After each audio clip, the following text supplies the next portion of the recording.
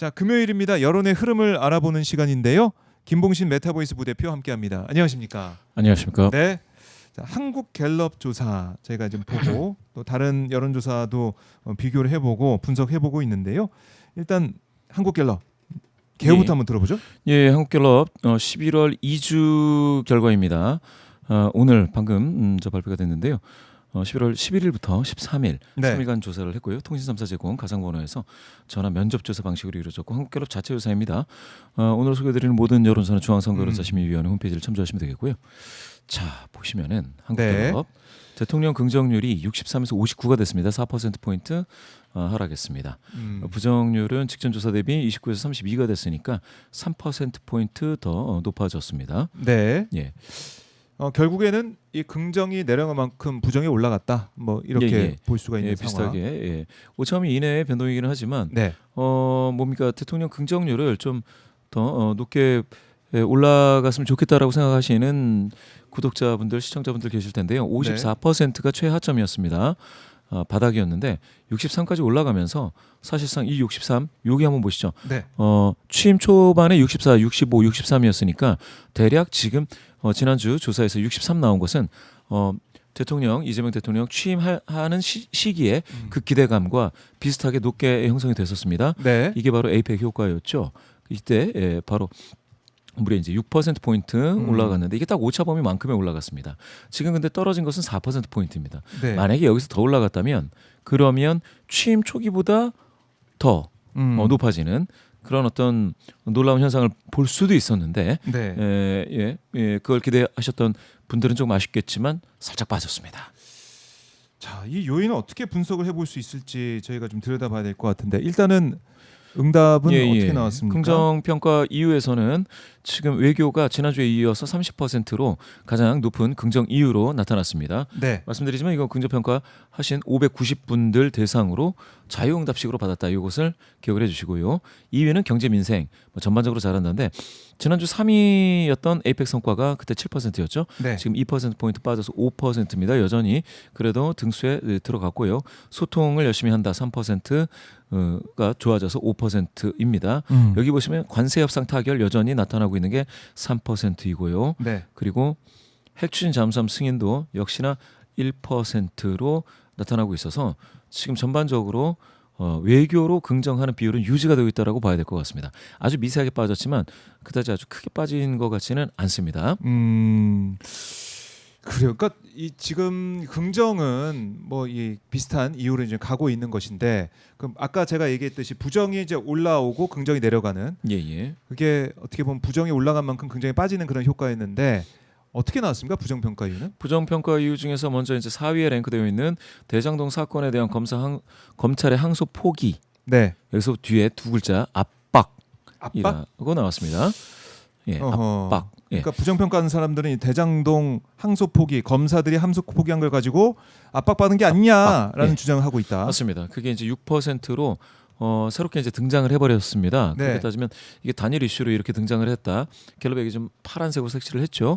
이렇게 본다면 이 부분으로 인해서 부정평가가 강화됐다고 볼 수가 있겠고요. 네. 자, 여기에서 다시 1위로 올라가면 도덕성 문제라든지 본인 재판 회피가 15%로 1위인데 이게 이제 이런 이유 또 밑에 보시면 법을 마음대로 변경한다 5%. 그러니까 일련의 상황들이 다 이제 연결이 돼 있군요. 이런 식으로의 어떤 이유가. 프레임, 이 프레임. 그것이 이제 대법원장 사퇴 압박이라든지 사법부 흔들기. 이게 이제 1위가 됐었던 경우도 있었는데 지금 많이 내려와서 1%죠. 네. 이와 같이 어떤 재판 문제라든지 검찰 항소라든지 이런 것들 법을 마음대로 변경한다 뭐 이런 얘기들이 주로 이제 많이 등장하고 있다고 보시면 되겠고요. 이게 바로 부정평가를 높이는, 즉 긍정평가의 하방 압력이 된다라는 것을 알 수가 있겠습니다. 결국에는 이 국민의힘이 이제 프레임 짜서 주장하고 있는 그 내용들, 그러니까 부정평가하는 사람들은 그 내용들 보고 맞다, 우리가 좀 모여서 이거 이재명 정권 비판하고 안 된다고 하자 이런 생각 가진 사람들이 좀 더 많이 모였다. 거기 맞습니다. 국민의힘의 주장과 검사들의 주장에 동조하는 사람들이 또 더 많이 응답을 하겠다는 생각도 들고 여론적으로 여론조사 상황에서 더 민감하게 반응한 층이 이쪽 그러니까 이재명 대통령 비판한 쪽에서 좀 민감하게 반응했다는 생각도 드네요. 맞습니다. 그래서 부정평가 이유가 됐다라는 네. 거죠. 이런 것들이 모르겠습니다. 이와 관련해 가지고 이거를 그러니까 뒤에 압박이라고 제가 이제 강조해서 읽어드린 건 이게 압박인지 아닌지 알 수 없지만 하여튼 부정평가하시는 분들 중에서는 그걸 압박으로 인식하고 있다 이렇게 볼 수가 있겠고요. 예. 그런 의미에서 같은 비슷한 설문조사 설문 문항이 하나 있습니다. 제가 한번 읽어드리겠습니다. 지난주 대장동 개발 비리 사건 관련자들에 대한 1심 판결이 있었습니다. 검찰은 항소를 제기하지 않았습니다. 교환은 검찰이 항소하지 않은 것에 대해 자 적절하다 적절하지 않다 두 가지로 물었죠. 자 적절하다가 29 항소하지 않은 것에 대해 네. 적절하지 않다가 48인데 격차가 꽤 납니다. 이렇게 따지면 19% 포인트 격차이죠. 요렇게 따지면 적절하다가 29가 지금 모든 이슈 중에서 이슈 네. 수용도가 굉장히 낮은 걸로 나타나고 있습니다. 여기서 보시면 호남에서만 49 정도로 적절하다가 유지가 되고 있는가 하면 다른 전 지역에선 부적절하다, 적절하지 않다가 더 높은 비율로 나타났다는 것을 확인하실 수가 있겠고요. 네. 예, 연령대에서도 마찬가지입니다. 적절하다는 응답이 더 높은 곳은 50대에서 45% 그리고 40대는 팽팽한데 43대 42 정도 나왔거든요. 50대도 사실 5점 이내입니다. 청년층에서는 20대에서 적절하지 않다가 42, 30대에서 49, 이 60대 70대에서도 50%가 넘는 57, 59로 나타나서 연령별 분포에서도 사실은 적절하다는 응답이 뚜렷하게 높은 연령대가 없다라는 것을 보실 수가 있겠고요. 더불어민주당 지지하시는 분들 중에서도 28%는 부적절하다, 적절하지 않다고 응답을 해서 전반적으로 지금 이 검찰 항소 포기와 관련된 여론은 지금 적절하지 않다라는 쪽으로 50% 가까이가 응답을 한 그 상황을 보실 수가 있고요. 다만 이제 응답을 하지 않고 모르겠다도 23%니까 이분들이 사실은 적절하다 쪽으로 올 법도 한데 잘 모른다고 뒤로 빠진 것은 이 사안에 대해서 아직 평가 판단을 못하고 계시다. 이렇게 보실 수가 있겠습니다. 그러니까 이게 대장동 미항소 한 게 마치 외압에 의해서 이재명 대통령과 연관돼서 안 한 것처럼 그렇게 프레임을 짜서 뉴스가 많이 나왔어요. 많이 나왔기 때문에 그걸 보고 이제 부정평가하는 사람이 늘었다라는 생각도 들고, 하지만 이 질문은 검사가 안 한 것에 대해서 물어본 거 아니겠습니까? 그렇습니다. 검사 하지 왜 안 했어? 아니 그동안 계속 항소를 계속 해왔는데 검사 왜 안 했어? 사실 제가 볼 때는 이거 검사들의 직무유기라고 보는 응답이 많았다는 저는 평가도 할 수가 있을 것 같은데. 예, 그럴 수가 있습니다. 그래서 이거를 압박으로 보느냐 그렇지 예. 않고 방금 말씀 주신 것처럼 이거 최근에 검찰이 너무 인기가 없어졌습니다. 검찰에 대한 신뢰도 조사 같은 거를 했을 때 우리 오마이 TV 구독하시고 시청해 주시는 분들은 더 잘 아시겠지만 아주 옛날보다 확 빠졌습니다. 국회가 예전에는 바닥이었거든요. 네. 그게 많이 올라왔고요. 그렇게 따진다면 검찰이 무엇을 한다고 또는 검찰이 항소를 한다고 항소를 하지 않는다고 해가지고 그게 이제 어떻게 이렇게 볼 수가 있어요. 검찰이 무엇을 하든지 간에 사실상 맞듣지 않다는 거예요. 국민 많은 분들은. 그러니까 그럴 수 있겠네요. 예. 검사가 항소 안 하건 하건 검사 싫어 이렇게 할 수 검사에 있고. 대한 신뢰가 지금 바닥 수준이라는 겁니다. 그런 의미에서 본다면 이 사건과 관련돼서 이걸 압박으로 보는 일부를 제외하고 나서는 검찰에 대한 신뢰감이 빠져 있는 것도 하나의 그 관전 포인트다라고 그렇네요. 보셔야 될 볼 수도 부분이 있네. 있습니다. 예. 그건 분명히 있습니다. 아하. 더군다나 이제 두 번째 그러면 이거를 그럼 압박으로 따졌다. 네. 압박으로 따졌다 그러면 그러면은 거기에 대해서 막 비판에 나를 세우고 있는 야당 국민의힘에 대해서 굉장히 많은 국민분들이 호응을 하고 네. 국민의힘 잘한다 지지한다 이렇게 할 것 같은데 그렇죠. 그게 왜냐하면은 국민의힘이 이거 검사 대장동 항소 안 한 것에 대해서 이거 이재명 대통령 겨냥해서 계속해서 비판하고 있는데 그 논리가 먹혔다 그러면 항소 안 한 것과 윗선 외압 이게 엮여가지고 갔다 그러면 국민 지지율 많이 올랐겠네요. 어떻습니까? 팍 뛰어야 되는데 오히려 2%포인트 하락하고요. 더불어민주당 지지도가 40% 선을 딱 붙었다가 2%포인트 상승해서 두 정당은 격차가 벌어지고요. 네. 더불어민주당 같은 경우 42니까 지금 이번 대선 직후에 보시면 46까지 올라갔던 걸 보실 수가 있는데 조금 더 올라가면 40% 중반이 되는 건가? 네. 보통 보면 떨어질 때 두 번 떨어지고요. 올라갈 때도 두 번 올라갑니다. 그러면 한 번 더 올라가면은 44나 46을 달성하면 그러면은 이번 정부 취임 초기 이재명 대통령이죠. 대통령 취임 초기로 여당인 더불어민주당 지지도가 회복을 하느냐 이런 기대감도 줄 수 있는 수치가 나타났는데 방금 말씀 주신 것처럼 국민의힘은 2%포인트 빠져 다시 24가 됐습니다. 그러면 참 놀랍게도 그러면 지금 어떻게 보면 만약에 검찰의 항소 포기라는 것이 야당에게 호재가 된다라고 한다면 이게 올라가야 돼요. 그렇죠. 이게 28, 30대야 됩니다. 그런데 24가 됐습니다. 이건 모르겠습니다. 지금 국민의힘 뭐 지도부에서도 이 숫자를 다 보고 계실 텐데 이게 어떻게 될지 자 보실게요. 이번 정부 이재명 대통령 취임 초기에 21까지 빠졌다가 19까지 더 내려갔었죠. 그러다가 장동혁 체제가 이제 출범하면서 25, 23, 24, 24, 24, 25, 25, 26, 26, 26이 최대치예요. 지금 가장 높이 올라간 게 26이었습니다. 그런데 그러면 지금과 같은 상황에서 24까지 빠지고 있다라는 것은 네. 그러면 더 이상 이 검찰의 어떤 문제들, 재판의 문제들 이런 것들을 계속해서 거론하면서 예. 지금 공격적인 그러니까 누구는 뭐라고 합니까? 뭐 닭공이라고 합니까? 그런 표현도 있는 것 같은데요. 그렇게 하는 스탠스가 결코 당 지지도를 올리지 못한다라는 것을 저 뭡니까? 국민의힘 야당의 지도부는 좀 보셔야 될 필요도 있겠다라는 것이고 그러면 그냥 26은 왜 유지가 안 되느냐? 제가 봤을 때는 그러니까 에이펙이라는 잔치에 같이 네. 참여하지 못했던 그런 것들도 반영이 되는 건가 하는 생각도 일부 해봤습니다. 아, 그렇게 볼 수도 있겠고. 예, 예. 그 국제적인 국익을 위해서 일을 안 하고 있는 국민의힘의 모습이 반영됐고 또 검사들이 이렇게 집단 반발하고 나오는 이런 상황들을 좀 이용하는 그런 스탠스를 보였는데 그것도 국민들이 봤을 때 뭔 소리야.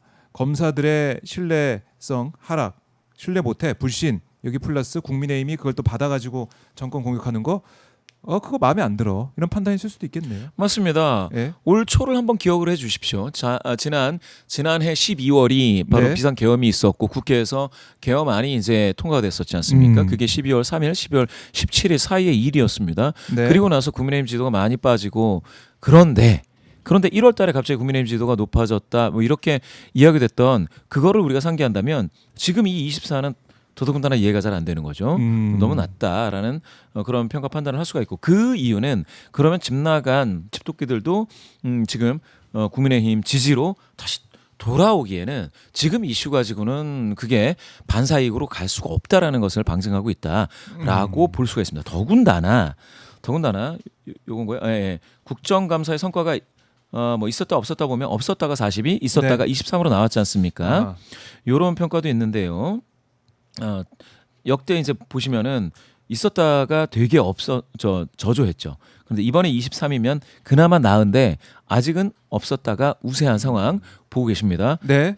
여기서 자 얘기 볼게요. 있었다 없었다 보는데 없었다 왜 싸우기만 하느냐 요거 한번 체크를 해보. 국정감사 성과가 없었다라고 보는 이유 1위가 정쟁 싸우기만 했다 비방만 하고 그죠? 여당의 밀어붙임 뭐 이런 것들도 있었지만 국민의힘 잘못 뭐 방해도 했었다 이런 얘기도 있습니다. 네. 자 여기서 제가 말씀드리면은 그러면 어느 국회의원이 가장 큰 활약을 했다라고 보느냐 그러면 더불어민주당이 26명으로 나타나는데 12%죠. 이게 명수로는 국민의힘보다 확실히 많습니다. 인상 깊게 열심히 한 의원들이 있다라는 것이고요. 조국혁신당도 2명으로 꼽혔습니다. 네. 누군지 그 이름을 자 2025년 보시겠습니다. 서영교 2.4% 1위, 정청래 2.3%로 2위. 둘이 비슷합니다. 서영교, 정청래가 비슷하게 나왔고요. 추미애 또 관심을 모았던 것을 보실 수가 있습니다. 이렇게 이제 가나다 순으로 쭉 언급된 분들을 나왔는데 이거 다 불러드리기가 제가 쉽지가 않아서요. 네.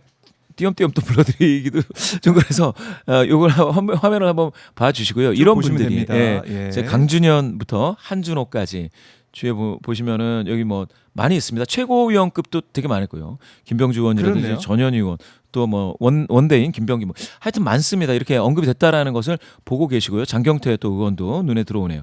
그런데 이제 국민의힘은 또 여러분 주진우, 나경원, 신동욱, 장동혁 이렇게 나타났는데 3%, 1.7, 1.7, 1.6이다. 조국혁신당에서는 박은정 3% 네. 등장을 했다라는 거.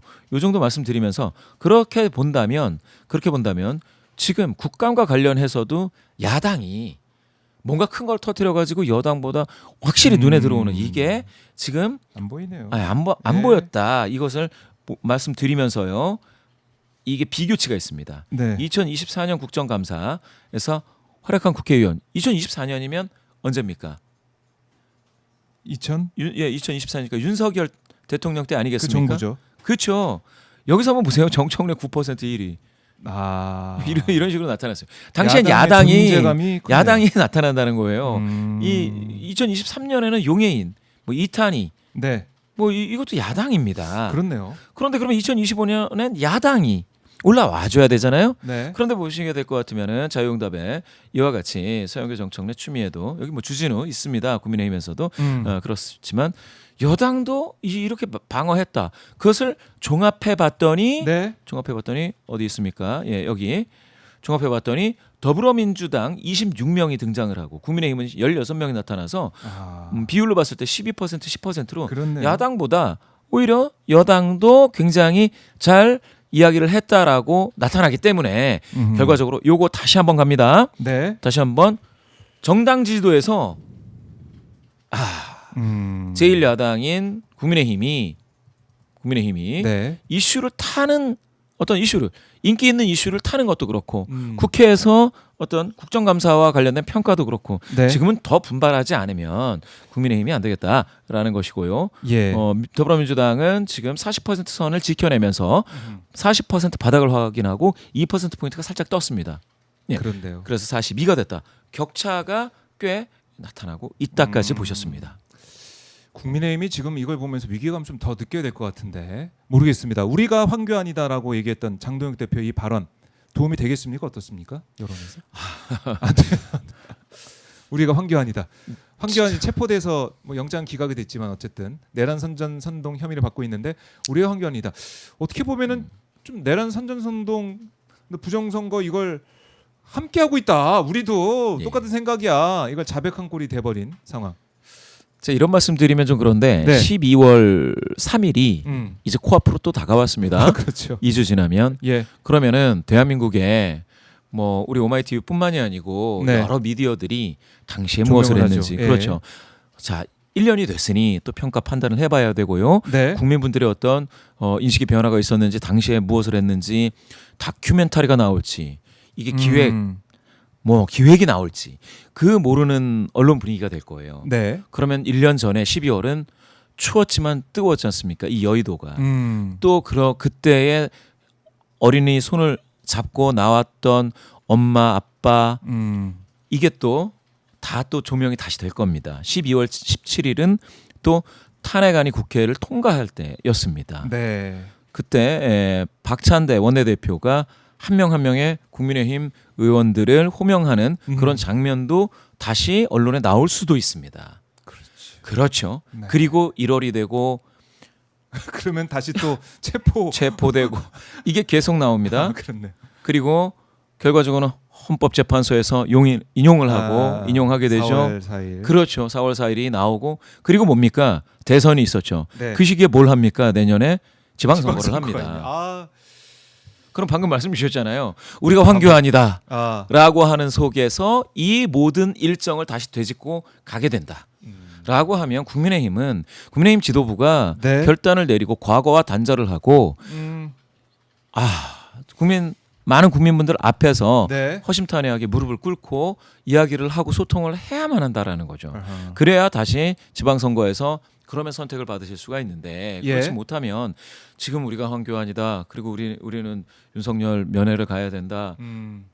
아니 뉴스에 계속 나오잖아요. 윤석열 전 대통령 그 지금 구치소에 있지만 뭐 6억을 영치금을 받았다. 네. 이런 얘기들이 나오고 있는 속에서 그러면 이거 민심과 여론은 그거 안 보고 있겠느냐라는 겁니다. 그런 차원에서 본다면 방금 말씀 주신 우리가 황교안이다라고 하는 그런 메시지가 어떤 효과를 얻을지는 그냥 명약관화하다.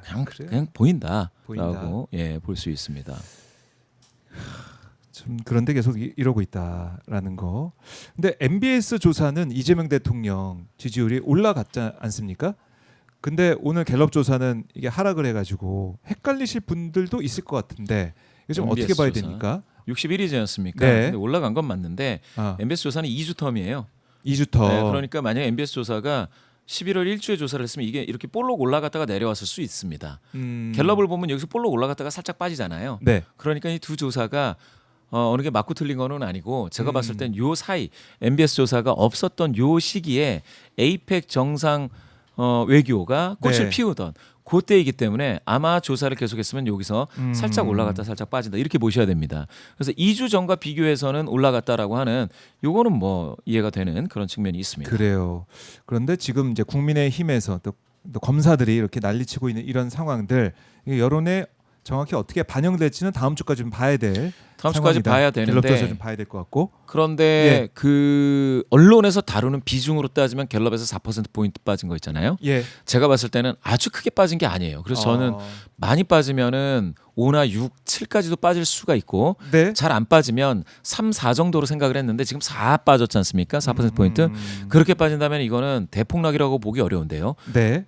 시간이 없지만 하나만 더 뭐 짚고 넘어가자면 그 이유는 이게 있습니다. 지금 이번에 4% 빠질 때 아이고 자, 예. 저희는 수작업으로 다 하고 있습니다. AI 시대지만 장인 정신으로. 예. 이거 어디 예. 갔네요. 자, 어디 갔습니까? 어딜 가버렸습니다. 자, 예. 김봉신 부대표가 직접 예, 굉장히 조작을 하고 있습니다. 땀이 찾고 살짝 있습니다. 흐르는데요. 자, 우리가 4% 포인트 빠졌지 않습니까? 예. 버튼이 하나 잘못 눌려서. 아하. 그런데 서울에서 7% 포인트 빠졌어요. 음. 많이 빠진 것 같죠? 네. 이거 제가 왜 보여드리냐? 지난주에 서울에서 무려 23% 포인트 올라갔어요. 서울 시민들이 국격이 올라갔다라는 생각에 대통령 긍정률이 23% 포인트 빡 하고 올라갔는데 이게 5차 범위를 넘어선 겁니다. 그렇네요. 그러면 지금 검찰의 항소폭이 뭐 이런 이슈로 빠질 때 얼마 빠지느냐? 7 빠졌어요. 네. 그렇죠? 아하. 60대에서 지금 11% 포인트 빠졌죠. 네. 이게 지난주 올라갈 때 19 올라갔었습니다. 무당층에서 6 빠졌죠. 네. 지난주에 13 올라갔습니다. 오류도 뜨고. 자, 이렇게 봤을 때에 그러면 에이펙에 대한 긍정 효과가 네. 진짜 대단하다라는 거예요. 아직도 유지가 되고 있다라는 아직도 유지가 겁니다. 되고 있고 예. 또 오늘 이재명 대통령이 직접 발표한 팩트시트 예. 이거 합의한 거 예. 그런 것들도 나오고 평상 있죠. 안보협의 최종 타결된 예. 것들. 저는 내친 김에 네. 대통령실에서 좀 더 여론을 아주 면밀히 보고 있다면, 아주 주의해서 보고 있다면 원자력 추진 잠수함과 관련돼서도 좀 추가적인 계획이 나와서 성과 확대가 좀 필요하다. 이런 조언 말씀을 한마디 또 놓고 가겠습니다. 그래요. 예. 대통령실에서도 잘 대응을 할 거라고도 생각을 합니다. 예. 자, 박종희와 스팟 오늘 금요일 순서 여론조사의 흐름까지 알아봤습니다. 김봉신 메타보이스 부대표 오늘 고생 많으셨고요. 다음 주에도 뵙겠습니다. 감사합니다. 감사합니다. 네.